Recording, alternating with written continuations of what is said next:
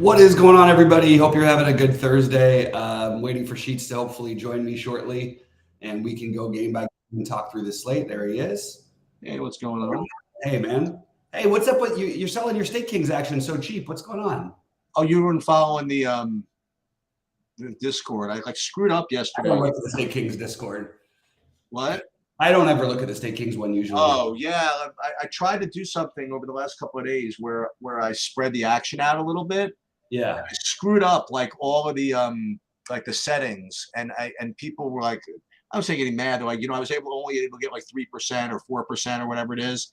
And I thought that I did it, but I kind of screwed up. So I posted in there just for like today. I'm just reducing it to 10% just as an apology or whatever. But I'm going back. I'm going back. I got you. All right, man. So we got a nice morning thing. I've got tons of practical stuff to do today, so I'm kind of happy to have it's going to be a little bit of an easier day DFS wise, at least for my angle. We had a nice night meeting last night, by the way, which I'll update you on later. Yeah.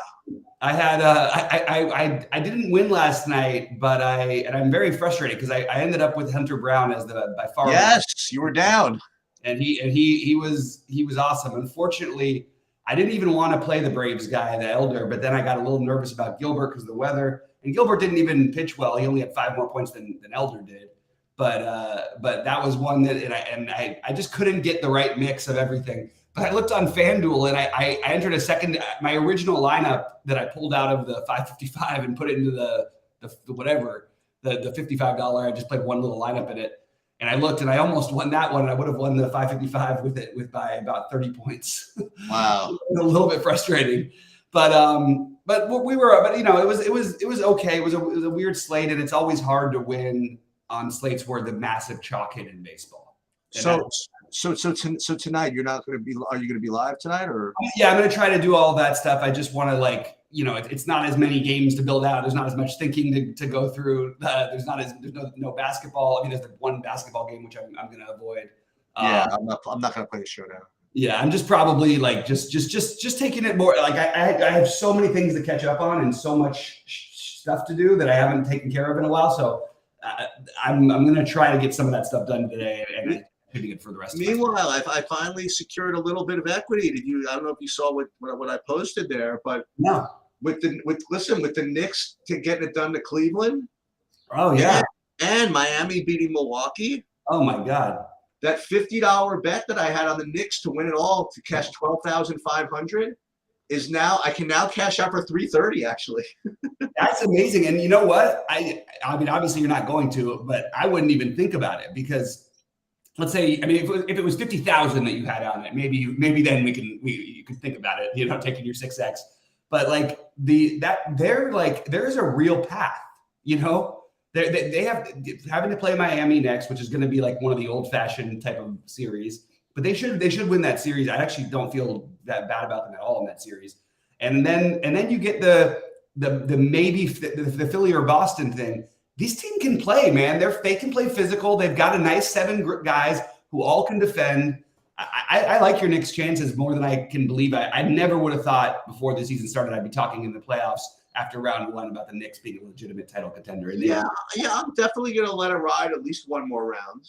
Yeah, and then we'll just see. Like, listen, if they play well enough to beat Miami, but then it turns out the Celtics just get in another freaking gear or something like that, or Philadelphia or Boston, just whatever reason, just become just much better and just one sweeps the other and they just look unbeatable. I could always, I can always do something afterwards. So it's but finally, finally I get a little equity. Remember, I was all tilted. I'm like, I basically could have cashed out for like $18 like 2 weeks ago. That's a huge swing right there. Yeah. They got between them getting it done. I think honestly the results are all going to be crazy now because Milwaukee was still they were still the 3rd favorite going into last night's game. And boy, what a collapse by them and what an unbelievable job by Jimmy Butler. I mean, you can say it over and over again. This guy's that playoff series is going to go down as one of the better playoff series by any player ever. They just own that team, man. It's ridiculous. It's just incredible. Especially once they lost Hero, it's amazing. Yep. Yeah, and then the Morant and AD went off. I had a lot of the right things. I just unfortunately stuck with the I didn't play the Mitchell. I played the wrong side of that one, so that was a little bit annoying. Anyway, on to today's baseball slate. It's an interesting slate because I think that you're going to have the massive chalk again is going to be Oakland. I'm sorry, the Angels, and I actually think it makes sense why. But you're losing your best hitter in Ohtani because he's pitching, obviously. So it's just kind of a weird slate, and I don't like. I currently do think that the Angels are in a really good spot today, but we're gonna have to try and find something a little different because I just think the ownership is going to be too crazy. And I don't have any of them. So let's No, I know, but we can't not acknowledge it because I am probably going to have some pieces of this. It's a little too good of a matchup for me to just ignore. And I mean, you could say a team that's coming off 11 runs, but they just score 11 runs every single night. So we kind of like I just want to consider them anyway.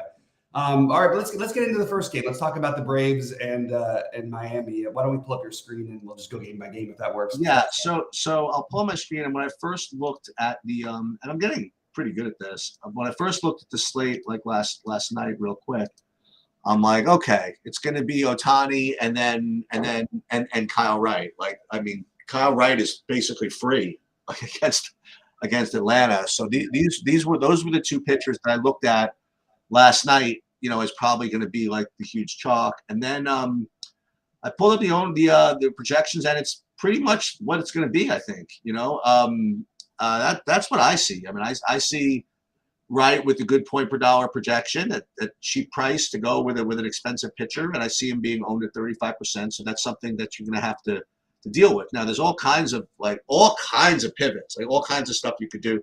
You could, and we'll get to Ohtani pivots in basically one game. But we can get to Ohtani pivots in a second. But Kyle Wright's certainly going to be, looking like a good point per dollar play. But I got to tell you, I kind of into playing both of the offenses in this game. Like I kind of want to play both Atlanta.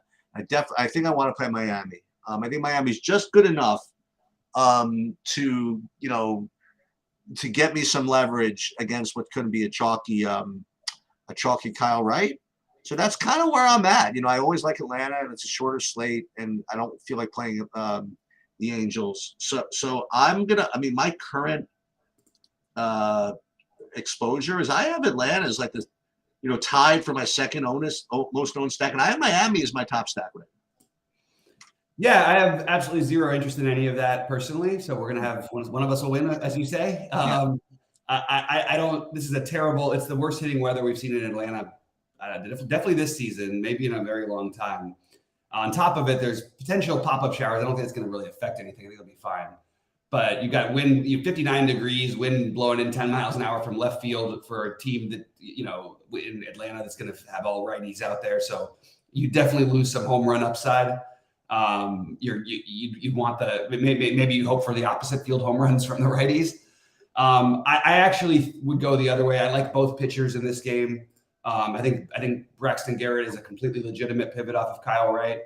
I actually think he has reasonably decent stuff, and I don't think I would do it because I don't think you need to do it because there's just so many other options. But I do like if this was maybe if Garrett was like 5K or something, but I actually think that he's got enough talent to get through a little better than maybe people are projecting for him today. But I just can't do the most expensive stack on the slate with the wind blowing against him as a popular stack. So I am off of this game for the most part. And it looks like Miami's lineup shifted. So if you are playing this game, I suggest you just take a look at the lineups. I think they moved a couple guys around. Just now?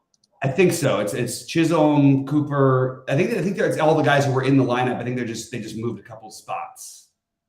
That's definitely worth. Just taking a look. Clean up now. Well, as long as Chisholm is first, and as long as you get Jazzy and what I do like if you were going to play them, I kind of like the idea of some of the Miamis only because yes, Kyle Wright's going to be owned, Miami won't be owned. And you get the lefties, which is not, the wind won't play a factor on them the same way it will the righties pulling, in terms of pulling the ball anyway. And Jesus Sanchez is 2.2K. He would be an automatic for me. The guys who I'd want to play would be De La Cruz, Chisholm, and Sanchez. Everybody else is just me. But I personally am going to be using Kyle Wright as of right now. All right, on to the Dodgers in Pittsburgh. I think the Dodgers are like, look, we saw Contreras pitch a gem against them yesterday. This is this lineup, and as the lineup came out yesterday, it even looked a little shakier. You've got, Peralta batting fifth. You've got Hayward batting third. It's really hard to feel excited when you have those guys in the middle of your order. Obviously, Mookie, Freddie Freeman, and Outman, all tremendous, and you have the cheapness of the Hayward and Peralta against Keller in a matchup that I usually would like. It's also not great hitting weather, 60 degrees, a little wind blowing in from left field. But I think the Dodgers are certainly a very legitimate stack. The problem is, I actually think with their ownership, I don't know if I like them as a 10% every player kind of ownership. So I'm just deciding how I'm going to sort this out, because I prefer, obviously, the Angels. And but I have them as a possibility. And I am personally not going to play Urias today, but I have no problem with it. Yeah, I think Urias is very, it's almost like overtly logical. You know what I mean? If you want to pivot off of Ohtani, or like you would say sometimes, well, screw it, just play them together. And I'm recency biased with Urias too, because I was my basically jaw was hanging out last time I saw this guy pitch. You know what I mean? I think it's totally reasonable. If you get one of those games where Ohtani walks guys and whatever, just doesn't have a ceiling, whatever, that doesn't pitch as well, you're gonna probably want the safety of Urias, I guess. And he does have upside as well, so I actually like that. And and I had the Dodgers as my as one of my higher owned stacks as well. Not as well, meaning in addition to having Urias, I didn't think that the Dodgers were going to be quite as popular, so I got to rethink that. But like you said, I mean, the Dodgers, their lineup is not it's not what it was, but it's not. Mm-hmm. And Mitch Keller can throw. He can put up good games. I mean, yeah, absolutely. He's still talented. Part of me wants to play him actually, but I don't think that's even wrong. There's a lot of ways to go and say it's just the 9.2 price tag. It feels like a lot against the Dodgers, but yes, he can absolutely put up good games. He has talent. Maybe he's finding himself this year a little bit. And this Dodger lineup, I mean, look, you have Betts and Freeman. Everybody else is. I mean, I love Outman. He's going to be a star, but he's still young. You could potentially mow through this rest of this lineup, for the Dodgers pretty easily. But the rest of the pieces are cheap. I like the Betts and Freeman, so I'm going to keep them on my list right now.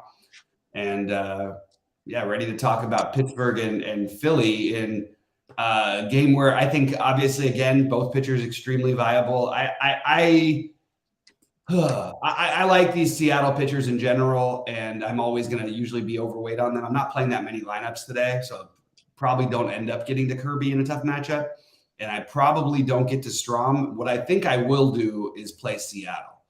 I love it's, again, not great hitting weather there, crosswinds, so nothing affecting the hitting too much, but it's 58 degrees. But for Seattle, it is a big stadium upgrade playing in Philly, which is much, much better hitters park. Strom, is another guy who I would say is a wide range of outcomes pitcher. I don't know how to say at best, but he certainly can get wild. And you have some really good lefty, career lefty hitters: Ty France, Julio Rodriguez, Eugenio Suarez, Teoscar, AJ Pollock. All of these guys are really good against lefties, and you can always use Kalinick. You don't even need to get different by use Kalinick, because this is going to be a very low owned stack. So I'm thinking about maybe doing a 4-man Seattle stack along with my first build was a 4-man Seattle along with the Angels. And I think that's different enough, because I don't think people are going to play Seattle at all. Meanwhile, before I forget about this, a game that was off slate yesterday, which you probably didn't even notice, but we survived. Yeah, no, I did 2-0. Dude, Zach Gallen is on another freaking level, man. He's when he's on, man, he's tough. 12 strikeouts, no walks. 12 strikeouts, no walk, and that's back to back almost. I don't know what he did the game before, but it was a monster the game before too. 12 strikeouts, no walks. You know what I mean? I kind of wish I saved him for when he was in Colorado. You know what I mean? Like I don't know, but listen, we're 2-1 over there, which is it's fine. You know what I mean? We can't win 1 out of 3. You know what I mean? Like 1 out of 3 against Colorado, we don't deserve it, I suppose. Yeah. That's how I feel. But I like Kirby today. I do, and right now, do I have him as my next highest under Ohtani? Yes, actually. I have basically Ohtani and then like spread, you know, and then but Kirby is like slightly higher owned than Wright as far as I'm concerned. And I didn't quite get to the hitting of the Phillies or Seattle, but I like playing Seattle in general, you know. So maybe I can get talked into it a little bit. Yeah, I think that it's something that I could talk myself into. That you know, again, it's not a huge slate. You're trying to get off the board, and that certainly occurred to me as one of the ways to do it. So, okay, so then we get over to San Diego, Chicago. I am not going to play any Seth Lugo. I actually think you could make an argument, again, just if you wanted to do a double spend down and play like Kyle Wright with someone who no one's playing and maybe get different that way. I don't think Wisniewski is out of the question. But I think San Diego is going to be the second most popular team behind the Angels, which probably keeps them off my list for me. You do have some guys at the bottom of the order that can do some things. And I just want to point out, I'm going to look more towards stacking some stolen base teams. There were teams that stole 6-7 bases. There was the A's guy at Ruiz. He stole 4 bases in the first 3 innings. I don't know if anybody's ever done that before. Like it's just wild how much people are running. Anyway, I do think San Diego's a completely legitimate solid stack. I like the Angels better if I'm going to play chalk, but I do think it's a you know, and it's just regular. It's cold in Chicago, 50 whatever degrees. But the wind is not blown in or out. It's just across the field right now, which is totally fine to play these guys in. Well, I wanted to propose that maybe the idea here might be the Cubs as another get different type of stack. They're going to get a little tiny bit of ownership, but not much. And why can't we play the Cubs here against Lugo? It is a good bullpen behind him, and it's not like he's been good this year, but I still don't believe it. I still don't entirely buy it. I think the Cubs are another way to get different on this slate, so I thought I'd throw that out there. What do you guys? Yeah, I'll tell you what. I'm down with the Wisniewski pivot a little bit. Ooh, okay. Yeah, it's nasty, right? Yeah. But I happen to be getting to like a whole bunch of the Padres, and they are going to be like real. I believe pretty freaking popular. Yeah. So Wisniewski does have some stuff. You know what I mean? And yeah, San Diego's nasty, but listen, you know, short slate, you know, short slate with a chalky value guy out there. I think it's totally reasonable. It gets you to Ohtani, and I think on a short slate, I think it's worth doing. So yeah, I agree with you. I think with the Wisniewski's in play, and I am definitely liking San Diego. And yeah, I currently have a couple of like 3-mans from Chicago as well. Mm-hmm. So I have no problem with any of that. Yeah, nice. For what it's worth, if Edwin Rios is in the lineup today, and I'm very biased from watching him as a Dodger fan for a lot of years, this guy has insane power. He doesn't hit the ball much otherwise, but he might be in there at 2.1K today, so keep an eye out for that, the Cubs lineup. All right. St. Louis and San Francisco. This is interesting because the natural thing people do with Mikolas to start to the season is just assume that he's totally dead and broken. I'm gonna offer that maybe it's not quite as bad as it seems. Like he had to, you know, he had a bad game at Colorado. He actually was reasonably decent against Atlanta in terms of like, you know, pitching a reasonable game, even though gave up a lot of hits, it's like he always does because he doesn't walk people. And the strikeouts, you know, haven't been great for him. I don't love him this matchup. He is 5,600. It does feel like it's getting to the point where you kind of gotta like, I don't know. He at least has to be in consideration. And if no one plays him, maybe he's the right idea of a guy to take a shot on. I also don't mind the bats in this game in general. I mentioned Logan Webb. I do like Logan Webb fine. I think the other guys, because the matchup, I just rate a little bit better for me, so I'm probably not going to end up using them. The Giants, I don't think I want the full stack. And the thing is, they're getting a pretty healthy amount of ownership here against Mikolas. I am okay with just staying away from the hitting in this game, although I usually like to target San Francisco daytime games. 67 degrees, it's about as good as you get in San Francisco. Every now and then you'll see the weird 80-degree game, but it happens like a few times a year. So I'm not really on this one, but I certainly wouldn't fault anybody for like a Jock Peterson one-off or a one-off for anybody from the Giants, even a mini stack. I just personally am not on it. The more I'm looking at this slate, and this is what you see me, some people might see me doing in the background, the more I'm getting drawn towards these just pitchers that maybe can get me 12, 15 points. You know what I mean? As my second pitcher, and I am getting Mikolas actually, and I got no problem with that. Listen, obviously the guy's got like mega tricks. You know what I mean? And every once in a while he'll put up a good game. You know. So I kind of like it. And same thing with Logan Webb. It's not the greatest matchup in the world, but you know what I mean? But he's still like a good pitcher. You know, that's the best I can describe this. Yeah. And he's cheap enough. You know, he's at 8,600, I suppose. I mean, him and Kirby are, I don't know which is a better play. I honestly don't. So I'm putting him alongside of Kirby. I'm not getting to any of the hitting here, although I'd just like to say, I mean, no, we don't really. Well, America doesn't really follow the Cardinals as much as other teams. Dude, Paul Goldschmidt, man, this guy he's got incredible power. like I saw him hit like 2 home runs yesterday, and I don't know if you ever watched his swing. It's like almost impossible for him to do. Like he barely extends. Like he like doesn't keep his extension. He gets everything in, and I don't know how he does it. But the guy just does it, and it's funny, you know. Back when I was growing up, they used to say that it's probably true that sometimes the older you get, like you do get like a lot more home run power because you learn how to extend a little bit more and make the most out of your abilities and stuff. Like you go back to like all the all-time home run hitters, many of them had huge games like as their careers got further along. It's kind of nice to see Paul Goldschmidt just doing so well. Yeah, I mean, and I would actually say, I mean, he's off to a rough start this year, actually, until yesterday. But he, you know, I don't think he's any different than he was. I mean, he actually was when he was in Arizona, man. I just thought he was the best thing in baseball. Like he killed everybody. He's just a really awesome player. Speaking of really awesome players, we got a couple of them that play for the Angels and none of them that play for Oakland. Right. So Ohtani at 11-1. I mean, obviously it's kind of it's a tough price tag normally in general, but it's a short slate and he's got the matchup, he's got the upside. It's just it's going to be 90% owned, but what are you going to do?